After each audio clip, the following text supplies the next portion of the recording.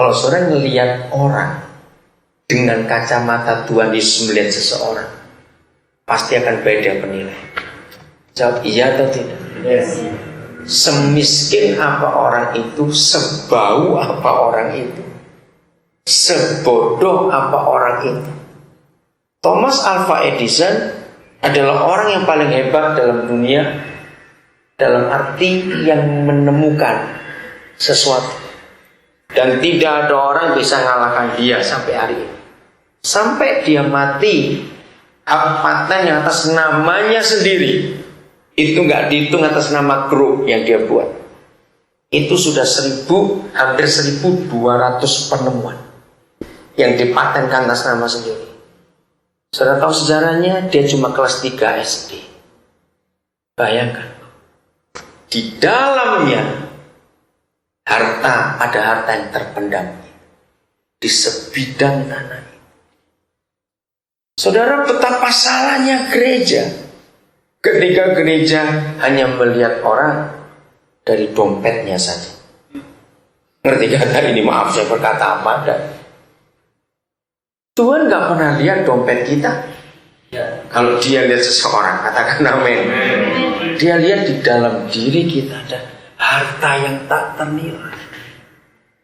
Gara-gara pewahyuan ayat ini, saudara, Roh Kudus beri saya hobi nyekolahkan orang. Karena supaya Tuhan dipermuliakan. Setiap kali kita ngelihat orang, saudara, pandang dia dalam pandangan Matius 13 ini, ada yang hebat di sini.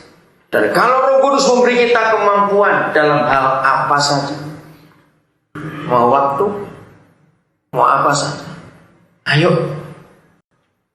kita garap itu baik-baik. Tanggal 6 Februari yang lalu, SMS saya bunyi. Saya buka, itu jam 2:12 waktu Nabiri. Terus bunyinya menantang sekali. Bentar, tolong Luis bacakan ini supaya saudara tahu. Ini cara kita melihat orang. Kalau orang itu tidak punya pandangan seperti yang kita katakan, pasti maki-maki jam 2 SMS kurang ajar, betul Pak? Maaf, betul tidak? Tapi kalau saya tidak melihatnya, ada apa ini? Nah, jadi tiap kali kita lihat orang, termasuk lihat anak-anak kita juga, ada apa dalam hidup mereka? Itu yang sangat ajaib, ya kan? Shalom Pak Pendeta, saya mohon tolong doakan saya. Saya ingin menikah dan sangat rindu mempunyai keluarga. Saya merantau ke Medan dari Jogja. Orang tua kandung saya sudah tiada. Saya sering bingung mau share ke siapa tentang kehidupan saya. Saya mendapat nomor Pak Pendeta dari HP second yang saya beli. Aneh gak ini? Gara-gara kalimat terakhir, dia beli HP second kok ada nama saya. Menarik bukan? Oke. Saya langsung balas, saudara, saya balas ini. Ini saudara atau saudari? Tapi nggak ada namanya. Ya enggak, umur berapa? Terus dia balas. Ternyata dia laki, namanya Romi Sibarani. Nah yang heran saudara, tanggal 8 saya itu harus ke Medan.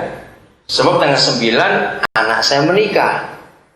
Langsung saya telepon. Dia syok waktu saya telepon. Loh, kenapa kamu telepon? Ya habis kamu tanya, saya bilang begitu. Lalu saya tanya, saya ajak ngomong dia baik-baik. Jadi HP itu kamu beli di mana? Dengarkan, dia sudah beli HP itu setahun yang lalu. Waktu saya beli HP itu Pak, rupanya itu HP pendeta dan dia belum hapus phonebooknya itu. Karena Pak itu ada banyak nama pendeta di situ. Nah, malam ini saya lagi betul-betul suntuk sudah. Saya pikir mau bagaimana lagi. Saya SMS ke 10 nomor, dia bilang gitu. Saya acak saja. Acak 4 yang balas SMS, tapi 1 yang telepon bapak sendiri. Bapak yang gitu sudah. Wah, oke. Oh begitu, baik. Saudara, saya nggak pakai ABC lagi, saya bilang. Anggap saya papamu mulai malam ini. Coba kamu cerita apa yang kamu susahkan, apa kamu susahkan. Mereka itu 3 bersaudara. Adiknya satu di Bogor, satu di Bandung. Dan itu kakak saudara. Ternyata sejak bapaknya meninggal, mamanya meninggal dulu, terus bapaknya meninggal, itu keluarga mereka sudah nggak pernah ngurus. Itu tanggal 6. Tanggal 7, waktu saya bilang, saya akan ke Medan. Nah, nanti kita ketemu. Terus tanggal 7-nya dia tuh balas. Ternyata calon mantu saya itu teman baik pacarnya dia. Jadi mereka tahu kalau saya datang memberkati pernikahan temannya itu. Coba bayangkan. Tanggal 9 saya ketemu. Tanggal 9 saya ketemu. Wah, Tuhan jamah hidupnya luar biasa. Adiknya pun saya sudah kontak. Saya sempat bertemu dengan calon mertuanya untuk ngomong semuanya itu. Ayo kita belajar melihat seseorang itu betul-betul ada sesuatu yang luar biasa dalam hidup orang. Temukan hal-hal yang hebat supaya Tuhan dipermuliakan betul-betul. Oke? Kejadian 1:26. Saya baca dalam terjemahan baru ini. Dan Elohim berfirman, marilah kita membuat manusia di dalam citra kita, menurut rupa kita. Dan biarlah mereka berkuasa atas ikan-ikan di laut, dan atas burung-burung di langit, dan atas ternak, dan atas seluruh bumi, dan atas segala yang melata, yang merayap di bumi. Saudara, sampai hari ini masih sedikit sekali gereja yang membahas ayat ini dari segi Matius 13 tadi. Kenapa saya berani berkata seperti itu? Karena gereja merohanikan semua ayat. Gara-gara semua ayat dirohanikan, maka kita nggak pernah berpikir apa yang bisa dipakai untuk hidup sehari-hari ini. Karena semuanya urusan rohani. Coba renungkan. Kalau saya melihat ayat ini jelas bahwa Papa nggak bicara yang rohani sama sekali, tidak. Ini bicara yang fakta dalam kehidupan. Bahwa alam semesta ini harus dikelola, katakan Nabi. Betul nggak? Kalau kita lihat ini, bahwa alam semesta yang Dia ciptakan itu harus di-manage. Kalau saya pakai istilah manajemen, maka manusia yang Dia buat serupa dengan dirinya itu adalah manajer di bumi ini. Amin. Kita ini manajer di bumi ini. Tanya Pak Vendri tadi, itu saya ngajari anak-anak saya untuk hemat air dalam hidup ini, saudara. Kalau memang tidak keringatan, mandi itu nggak harus 2 kali sehari. Lupa serius, kalau tidak keringatan, lebih baik tunggu mandi malam waktu mau tidur. Apa? Kenapa? Karena dari dulu prinsip saya, mandi itu bukan suatu keharusan, tapi suatu kebutuhan. Beda nggak antara keharusan dan kebutuhan? Begitu pula orang makan, tidak harus 3 kali sehari. Sesuai kebutuhannya. Bukan berarti 5 kali sehari, bukan begitu. Sesuai kebutuhan. Air itu adalah satu-satunya benda yang Tuhan berikan kepada manusia yang tidak bisa diganti dengan apapun juga. Makanan bisa diganti, betul tidak? Apapun bisa diganti. Tapi air tidak. Oksigen bisa diganti, beli tabung, isap, nggak mati kita. Tapi air tidak bisa. Itu barang yang luar biasa. Dari dulu saya sudah bilang pada anak-anak. Tadi ini, maaf, saudara jangan pikir yang negatif ya. Tapi saya ngajar anak-anak saya. Ini kami, anak-anak saya banyak yang lagi. Kalau kami lagi bareng-bareng, saya sering keluar pergi dengan anak juga. Kalau kencing, saya batasi 4 orang. Laki kencing jangan siram dulu. Yang keempat belum siram. Serius itu. Loh kenapa tidak? Ini banyak orang gak pernah mikir itu. Saya mikir gara-gara ayat ini. Kok gak ada yang ngamen? Tadi dia kencing, tunggu jangan siram. Papa yang terakhir siram. Karena papa mau kencing. Serius. Saya itu dalam firman Tuhan, saya ngelihat semuanya.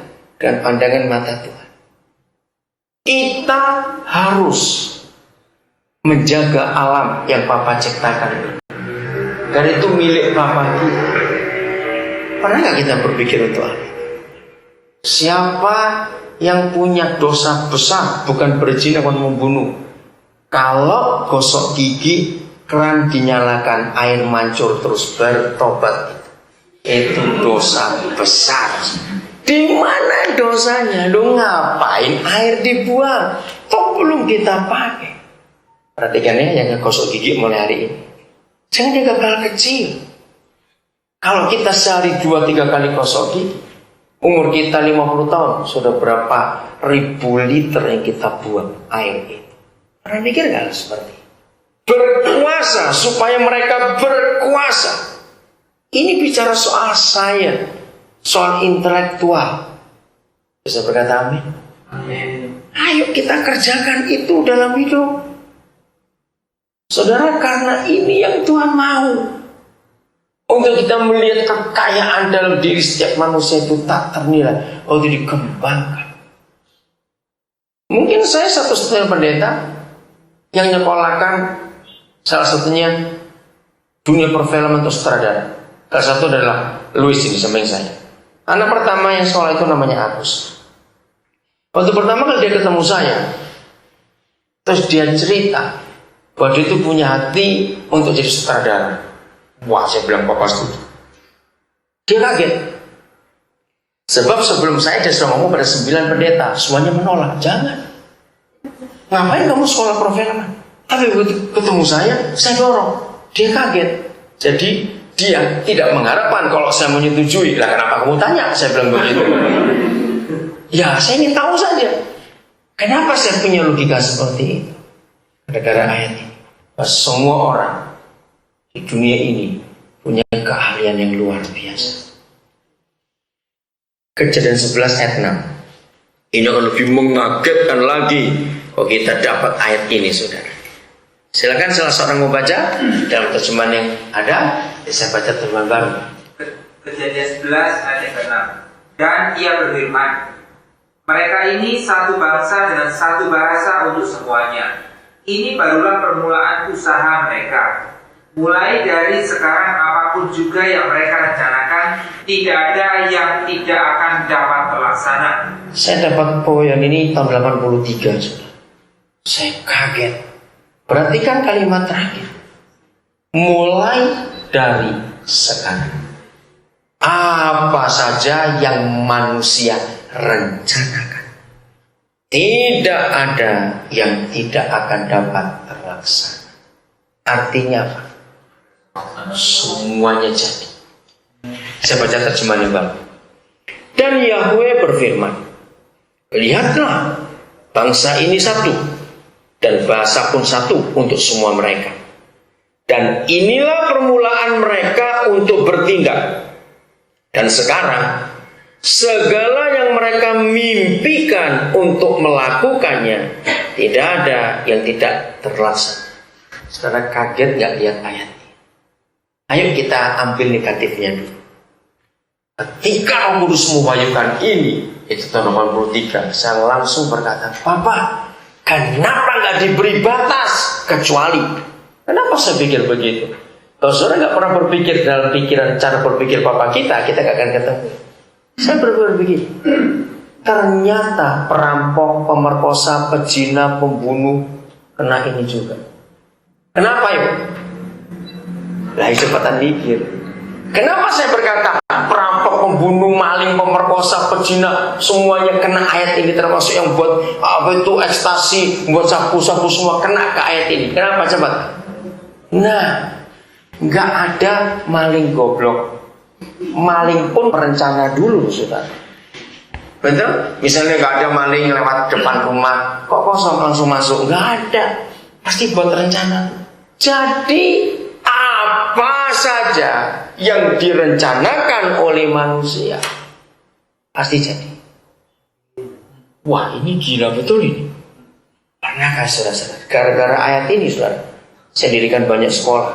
Karena saya menemukan ternyata di dunia ini gak ada orang miskin, gak ada orang bodoh, yang ada orang malas. Katakan amin. Yang ada orang malas. Betul nggak? Terus kita pikir lagi. Untuk merencana itu bayar atau gratis? Jawaban cepetan. Maaf, saya beri yang radikal lagi. Sambil duduk berak pun kita bisa merencana loh. Belum, kenapa gak amin? Daripada duduk bengong kapan kawin kapan kaya di situ. Lebih baik kita merencana dong. Amin kan cepat. Loh, betul nggak? Ini dahsyat ayat ini. Saya sampai heran. Maka itu saya itu percaya betul. Dalam diri setiap manusia ada kekuatan, kekayaan, ada harta. Waduh, semuanya ada di situ. Sekarang masalahnya bagaimana kita bisa menolong orang-orang itu untuk memberi kesempatan buat mereka maju. Kalau kita egois, kita akan memikir seperti itu. Renungkan. Kisahnya begini. Saudara bisa bayangkan, Papa di surga apa enggak geleng-geleng kepala? Kalau istilah Jawa, ngelus dodo. Dapatin, ini anak-anak ini hebat benar. Saudara bayangkan, sampai pada zaman Daud, yang namanya bait suci itu masih berupa tenda, bukan bangunan permanen. Loh, kok bisa-bisanya di zaman itu mereka sudah buat batu bata, buat bangunan permanen, tingkat lagi. Mister Beton, orang Belanda itu menemukan besi beton itu baru awal abad yang ke-17. Lah ini tahun berapa? Bangunan tertinggi di Indonesia sebelum tahun 62 itu Candi Prambanan. Itu paling tinggi di Indonesia selama 900 tahun. Dan dikalahkan tahun 62 oleh Hotel Indonesia dan Sarinah. Bayangkan. Lah ini tahun berapa? Maka itu ketika Papa lihat dari surga, dia geleng-geleng, hebat betul ini anak-anak Nuh ini. Sudah bisa buat bangunan bertingkat. Keluarlah Firaun. Mulai dari sekarang, apapun juga yang mereka mimpikan, yang mereka rencanakan, pasti terlaksana. Dijamin oleh surga. Dijamin. Gara-gara ayat ini saya tuh pernah nyoba. Oke, sebelum saya ngomong itu, saya sering berkata gini, kalau orang Kristen nggak bertobat dari mata handphonean, bangkrut kamu. Ngerti kata itu mata handphonean? Lu ngerti artinya? Cepat jawab. Artinya apa mata handphonean itu? Iya, kenapa harus ganti-ganti handphone? Karena nantang sekali loh saudara, barang yang satu itu. Tiap hari ada yang baru muncul. Bayangkan kalau mata kita nggak bertobat. Loh, betul nggak? Ayo. Kalau nggak bertobat jadi apa itu? Artinya apa? Berarti di pabrik handphone itu ada orang-orang yang genapi ayat 6 Kejadian 11. Apa artinya? Apa artinya? Siapa jawab?